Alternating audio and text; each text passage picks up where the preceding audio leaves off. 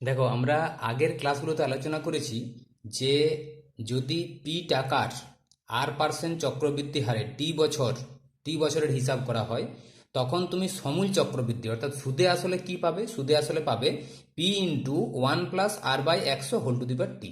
হয়েছে? যেখানে পিটা হচ্ছে তোমার আসল, আরটা হচ্ছে সুদের হার, আর টিটা হচ্ছে সময়, অর্থাৎ এখানে বছরে হিসাব করা হয়। আর যদি চক্রবৃদ্ধি সুদ বলে তাহলে P into 1+R/100 whole to the power T minus P, অর্থাৎ আসলটাকে তুমি যদি বাদ দিয়ে দাও তাহলে তুমি কিন্তু এখান থেকে সুদটা পেয়ে যাবে। আচ্ছা, এটা আমরা কিন্তু জানি বা শিখেছি এটা। তো এখন ব্যাপার হচ্ছে যে আমরা আজকে এমন দুটো সমস্যার কথা আলোচনা করব যেখানে আমরা দেখব যে এই ফর্মুলাটা জানা সত্ত্বেও আমরা কিন্তু, যদি আমাদের ধারণাটা ক্লিয়ার না থাকে তাহলে কিন্তু আমরা অঙ্কটাকে কিন্তু এই সূত্রের সাহায্যে করতে পারবো না। তাহলে এমন কি অঙ্ক আছে যে অঙ্ক আমরা এই সূত্রের সাহায্যে করতে পারবো না? চলো আগে দেখা যাক। দেখো, আমরা একটা কিন্তু এক্সাম্পল নিয়েছি যে বার্ষিক 5% চক্রবৃদ্ধি হারে 80,000 টাকার আড়াই বছরের সমূল চক্রবৃদ্ধি কত? ঠিক আছে, তার মানে তোমার কি বের করতে বলেছে যে 5% চক্রবৃদ্ধি সুদের হারে, এটা তো বলাই আছে। 80,000 টাকা আসলটা বলা আছে, সময়টা বলা আছে আড়াই বছর, সমূল চক্রবৃদ্ধি মানে সুদে আসলে কত। তাহলে ফর্মুলাটা আমরা কি জানি? P into 1+R/100 whole to the power T. এখানে যদি আমি প্রত্যেকটার মান বসিয়ে দিই তাহলে কিন্তু আমাদের সমূল চক্রবৃদ্ধিটা পেয়ে যাওয়ার কথা। কিন্তু দেখো, পি এর মানটা 80,000 তুমি বসাবে, আর এর মানটা 5 বসাবে, টি এর মানটা যখনই তুমি আড়াই বসাতে যাবে তখন দেখো একটা সমস্যা কিন্তু চলে আসবে যে এটাকে যদি আমি 80,000 বসিয়ে দিই, 1+ আর এর জায়গায় যদি মনে করো 5 আমরা বসাই, তাহলে 5/100 হোল টু দি পাওয়ার টি। টি মানে কিন্তু আড়াই, আড়াইটাকে তুমি ভেঙে দেওয়া হয়, 2×2=4, এটাকে 5/2। দেখো, এখানে যদি 5/2 আমি বসিয়ে দিই তাহলে তুমি একটি সমস্যা তুমি লক্ষ্য করতে পারবে, যেটা হচ্ছে যে 1+5/100 মানে 101কে 100 আর 5-এ 105/100, এই সংখ্যাটার তুমি 5/2 পাওয়ারে ভেঙে এর মানটা কিন্তু খুব সহজে বের করতে পারবে না। ঠিক আছে, তখন আমরা কিভাবে এই সমস্যাটাকে সমাধান করব? আচ্ছা, লক্ষ্য করো আমি কি করছি, এই যে 5/2 আছে না, এই 5/2 যেহেতু আমরা এটাকে যখন এই পাওয়ারে লিখছি তখন সেটাকে আমরা ভাঙতে পারছি না। হুম, তখন এই 5/2টাকে আমরা কি করে নেব? 2 পূর্ণ 1/2, যেটা প্রথমে ছিল এটাকে আমরা ভেঙে নিচ্ছি 2+1/2। অর্থাৎ দেখো, একটা তোমার গোটা সংখ্যা আর একটা হচ্ছে তোমার ভগ্নাংশ। তাহলে এই যে গোটা সংখ্যা অর্থাৎ এটা হচ্ছে 2 বছর, আর এটা হচ্ছে হাফ মানে হচ্ছে আরো হচ্ছে তোমার হাফ বছর অর্থাৎ 6 মাস। তো এই যে 2 বছর, আমি ধরো এটাকে তোমার একটু সহজ করার জন্য একটা ধরো আমি এখানে রেখাচিত্রের মতো করে নিয়েছি। ধরো 2021 সালের জানুয়ারি মাসে একদম প্রথমেই 80,000 টাকা আমি ব্যাংকে জমা রাখলাম। তাহলে 2021 থেকে 2022 হচ্ছে 1 বছর, 2022 থেকে 2023 হচ্ছে আরেক বছর, মানে 2 বছর। তাহলে 2023-এর জুন মাসের শেষে গিয়ে আমি কত টাকা পাবো? এটাই হচ্ছে এই প্রশ্নটার দেখো এখানে রেখাচিত্র।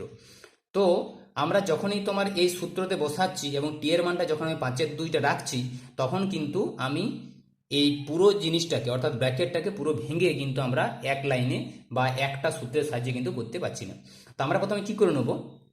2 বছরের সমূল চক্রবৃদ্ধি বের করে নেবো। অর্থাৎ 2021 সালে জানুয়ারি মাসের প্রথমে যে আমি 80,000 টাকা জমা দিয়েছি, সেটা 2023 সালের শেষে গিয়ে আমার কত টাকা দাঁড়াচ্ছে। তাহলে তখন আমি কিন্তু সূত্র ব্যবহার করতে পারবো যে P into 1+R/100 whole to the power T. ঠিক আছে, তোমরা কিন্তু লেখাগুলো নিজের মতো করে লিখবে যে 2 বছর পর সমূল চক্রবৃদ্ধি P into 1+R/100 whole to the power T. তো এইখানে আমি কিন্তু পি এর মানটি কত বসাবো? পি এর মানটি আমি বসাচ্ছি 80,000 ইন্টু 1+ আর এর মানটা হচ্ছে 5 ডিভাইডেড বাই হচ্ছে 100 হোল টু দি পাওয়ার টি এর মানটা হচ্ছে কিন্তু 2। তাহলে দেখো, এটা হচ্ছে তোমার 80,000 ইন্টু 101কে 100 আর 5-এ হচ্ছে 105, নিচে হচ্ছে 100, ভিতরে দেখো যোগটা হয়ে গেল, এটা 2 আছে মানে দুবার, তাহলে 105/100। দুটো 100, দেখো দুটো করে 4টা শূন্য, এখানে 4টা শূন্য কেটে যাচ্ছে, তাহলে এখানে থাকছে 8 গুণিত 105 গুণিত 105 হয়েছে। আচ্ছা, এই গুণটাকে আমি একটু রাফে না করে আমি একটু ক্যালকুলেটার সাহায্যে করে নিচ্ছি, তাতে তোমাদের ভিডিওটা একটু ছোট হবে। 8×105 এটা দেখা যাচ্ছে 88,200 টাকা আসছে।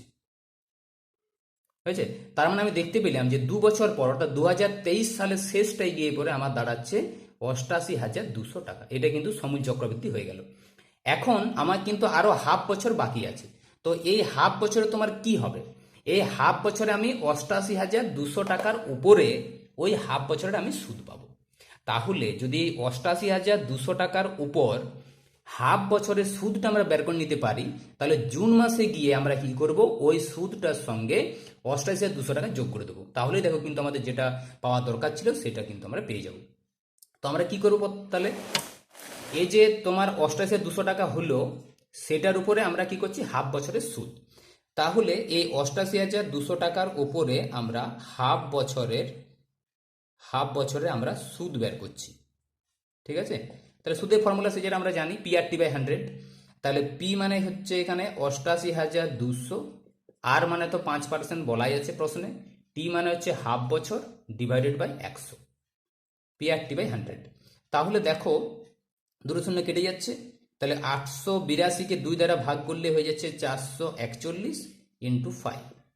তাহলে দেখো 5 1 5, 5 4 20 শূন্য, আর হলো 2, 5 4 20 আর 2 22, তাহলে 2205 টাকা।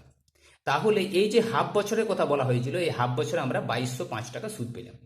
তাহলে এখন আমরা যেটা আমাদের চেয়েছে যে মোট যে নির্ণেয় যেটা সমূল চক্রবৃদ্ধি, ঠিক আছে, নির্ণয় বলতে 2.5 বছর পরের কথা যেটা বলা হচ্ছে, তার নির্ণেয় সমূল চক্রবৃদ্ধি ইকুয়াল টু, এটা সমান কত? তাহলে আমার আগে হয়েছিল 2 বছরের শেষে যেটা হয়েছিল সেটা হচ্ছে 88,200 হয়েছে, এর সঙ্গে আমার যোগ হয়ে যাবে হাফ বছরের সুদ অর্থাৎ 2205 টাকা। এটাকে যদি আমরা যোগ করে দিই তাহলে কত হয়ে যাবে, 90,405 টাকা হয়েছে। তাহলে দেখো এইরকম অঙ্ক আমরা একটা করে ফেললাম, যে অঙ্কটাতে 5/2 যখনই আমরা সময়টাকে বসাচ্ছিলাম টি এর জায়গাতে, তখন কিন্তু এটা ক্যালকুলেশন করতে পারছিলাম না, তখন আমরা এইভাবে অঙ্কটাকে করলাম। ঠিক আছে, তাহলে এরকম অঙ্ক থাকলে তোমরা এইভাবে সমাধান করবে। ঠিক আছে, দেখো আরেকটি টাইপ আমরা এখানে আলোচনা করব। তোমাদের 6.1-এর 15 নম্বর অঙ্ক তোমরা পড়ে দেখতে পারো। সেখানে কি লেখা আছে যে বার্ষিক চক্রবৃদ্ধি সুদের হার যদি প্রথম বছর 5% এবং দ্বিতীয় বছর 6% হয়, তবে 5,000 টাকা 2 বছরের চক্রবৃদ্ধি সুদ কত? অর্থাৎ দেখো আমি যদি এটাকে একটু রেখাচিত্রের মতো করে নিতে পারি, 2021 সালের প্রথমে আমি 5,000 টাকা ব্যাংকে জমা রাখলাম। শর্ত কি, যে 2021 থেকে 2022 সাল, এই যে 1 বছর, এই 1 বছরে প্রথম বছরে তো দিচ্ছে 5% ইন্টারেস্ট, 5% সুদের হারে তোমাকে ইন্টারেস্ট দেবে।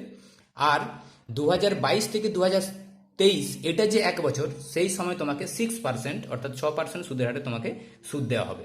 তাহলে 2023-এর শেষে গিয়ে আমি কত সুদ পাবো? সেক্ষেত্রে দেখো আমি কিন্তু একটানা P×1+R/100 যে ফর্মুলাটা আছে, এই ফর্মুলাটাতে কিন্তু আমি একবারে বের করতে পারবো না। ঠিক আছে, যেহেতু কেন পারবো না বলো তো, কারণ যেহেতু আমাদের সুদের হার যেটা, সেই সুদের হারটা কিন্তু প্রথম বছর একরকম, দ্বিতীয় বছর আরেক রকম আছে।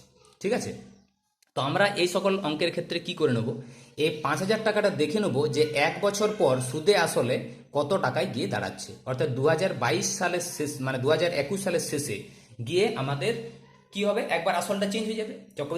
চক্রবৃদ্ধি সুদের যে হিসাবগুলো সেখানে আমরা কি দেখছি, বারবার আসলটা চেঞ্জ হয়। তাহলে 2021 সালের শেষে গিয়ে আমরা দেখব সুদে আসলে আমার কত দাঁড়াচ্ছে, সেটাই হয়ে যাবে 2022 সালের আসল। 2022 সালের প্রথমে সেটাই হয়ে যাবে আসল। তাহলে আমরা যদি এই ফর্মুলাটায় ফেলি যে 2000, বা আমরা লেখার সময় লিখবো যে 1 বছর পর অর্থাৎ 5% সুদের হারে 5,000 টাকার 1 বছরের সমূল চক্রবৃদ্ধি সমান P×1+R/100 এখানে যদি আমি P এর মানটা 5,000 বসিয়ে দিই, 1+ আর এর মানটা 5/100 টি মানটা কিন্তু 1, কারণ প্রথম বছর বলা হয়েছে, প্রথম বছরে 5% সুদের হারে আমি সুদে আসলে বের করে নিচ্ছি। তাহলে এটা দেখো, এটা চলে আসছে 5,000, 100 100 আর 5 হয়ে যাচ্ছে কত, 105 ডিভাইডেড বাই কিন্তু 100। তাহলে দেখো এখানে দুখানা শূন্য কিন্তু আমার কেটে যাচ্ছে। তাহলে এখানে পড়ে আছে কত, 50, আর এখানে পড়ে আছে 105। তাহলে এটা যদি গুণ করা হয় তাহলে 5 5 25, 5 1 5, কত, 5,250 টাকা। তাহলে 5250 টাকা হলো, সেই 5250 টাকা কি হলো 2021 সালের শেষে, অর্থাৎ এইখানটাতে আমি পেয়ে যাচ্ছি 5250 টাকা। এটা হয়ে যাবে 2022 সালের প্রথমে গিয়ে আসল। আচ্ছা, এরপর দেখি যে এর উপরে আমি যদি 6% হারে সুদ চাপানো হয় তাহলে সেটা সুদে আসলে গিয়ে 2022 সালের শেষে গিয়ে কত দাঁড়াচ্ছে। তাই তখন আমি পি এর মানটা কত বসাবো, 5250 ইন্টু 1 প্লাস আর মানে এখানে কিন্তু 6 হয়ে গেল ডিভাইডেড বাই 100 ইন্টু টি মানে এখানে 1 হবে, কারণ 2022 থেকে 2023 সাল আবার এক বছরের কথা বলা হয়েছে। তাহলে 5250 ইন্টু 100 কে 100 আর 6 হয়ে যাচ্ছে 106 ডিভাইডেড বাই 100। ঠিক আছে। আচ্ছা, এখান থেকে একখানা শূন্য কেটে যাচ্ছে, তাহলে হয়ে যাচ্ছে 525 ইন্টু 106 ডিভাইডেড বাই 10। আচ্ছা, এটা কি করছি আমি একটু গুণটা করে নিচ্ছি, 525 ইন্টু 106 ডিভাইডেড বাই 10। তাহলে দেখতে পাচ্ছি আমি 5565 টাকায় গিয়ে দাঁড়াচ্ছে, 5565 টাকায় গিয়ে দাঁড়াচ্ছে। হয়েছে। তাহলে এরপর তোমাকে দেখতে হবে যে 2 বছরে আমার চক্রবৃদ্ধি সুদটা কত, যেটা আমাদের বের করতে দিয়েছিল প্রশ্নে, যেটা বলা ছিল যে চক্রবৃদ্ধি সুদ নির্ণয় করো, সেটা হচ্ছে 2 বছর পর। তাহলে আমি জমা কত দিয়েছিলাম, জমা দিয়েছিলাম 5000 টাকা। 2 বছর পর এই কন্ডিশনে, মানে প্রথম বছর 5%, দ্বিতীয় বছর 6%, এই কন্ডিশনে গিয়ে কত টাকায় দাঁড়াচ্ছে 5565 টাকা।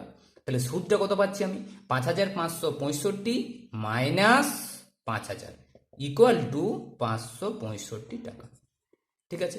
তাহলে দেখো এই ধরনের অঙ্কগুলোকে আমরা এইভাবে সলভ করব, আর আগে যে টাইপটা বললাম সেগুলোকে আমরা ওইভাবে সলভ করব। ঠিক আছে। আচ্ছা, তাহলে তোমরা এগুলো এইভাবে প্র্যাকটিস করবে। আচ্ছা, আজকে এই পর্যন্তই।